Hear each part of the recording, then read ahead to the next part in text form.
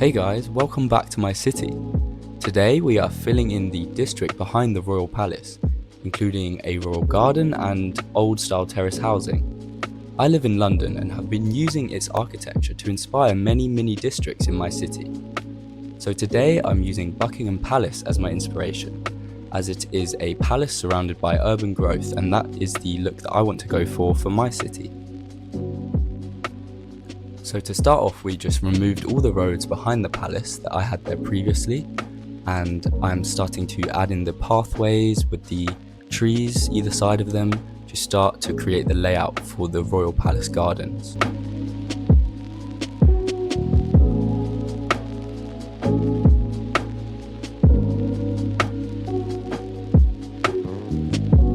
So just using this gazebo asset that I've used across the city in many parks as a place in the centre of the palace gardens to come and relax, as well as two horse statues. And going round with my two favourite trees, the big oak tree and the smaller greener tree, and just lining the statues and the gazebo with flowers.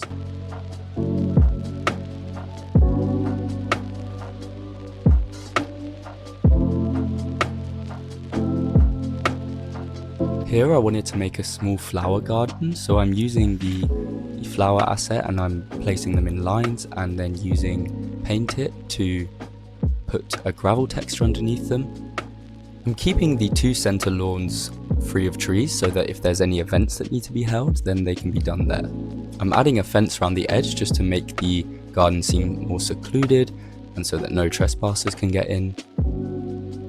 And then lining the surrounding area with trees just so that the sight line into the palace garden is a bit less visible from outside.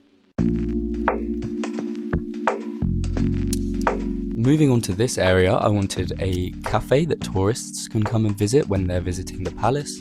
So I'm just putting it on the hillside and creating a path up to it.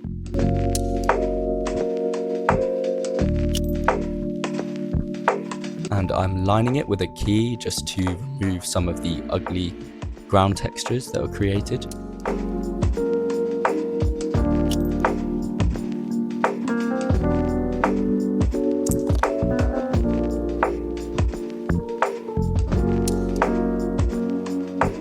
And just finishing it off with some trees so that again you can't see into the garden behind.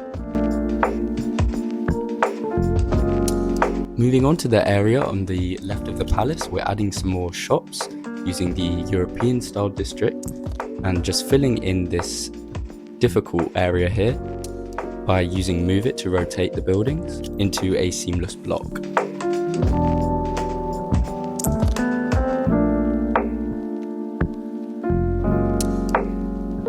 I rarely ever build grid roads in my city because I like the challenge of trying to fit all the buildings in using Move It to create more of a seamless block of buildings, more of what you'd see in real life and especially where I live in London.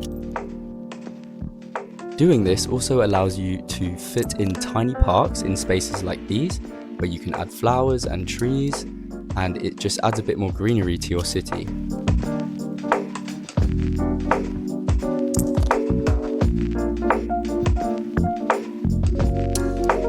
As well as taking inspiration from places like London, I've looked at the Royal Crescent in Bath, and I really like the style of this building and how big it is.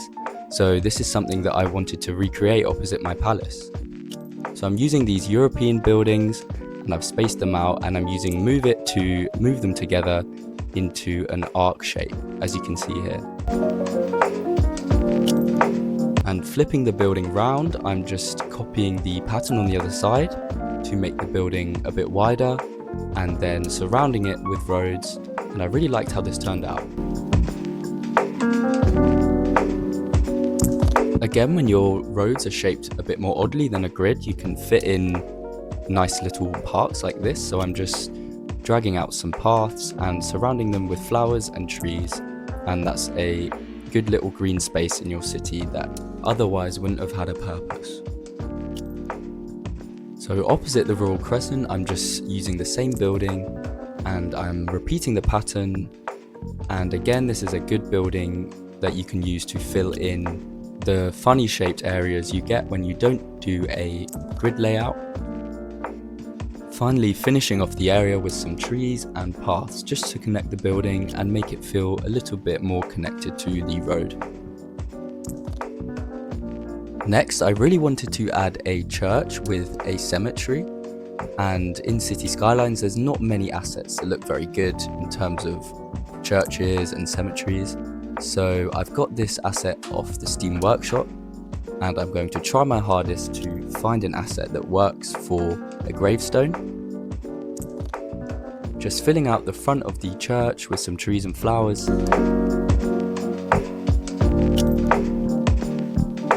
And surrounding the area in a fence.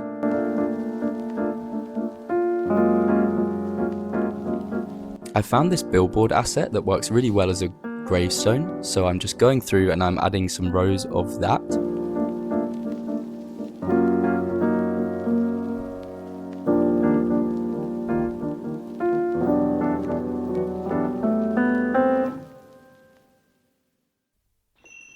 And again, I'm painting the ground with the gravel texture just to look like the bits in between the graves are more well trodden, and then going through with some trees to make it look a little bit more overgrown, like it's been there for a long time.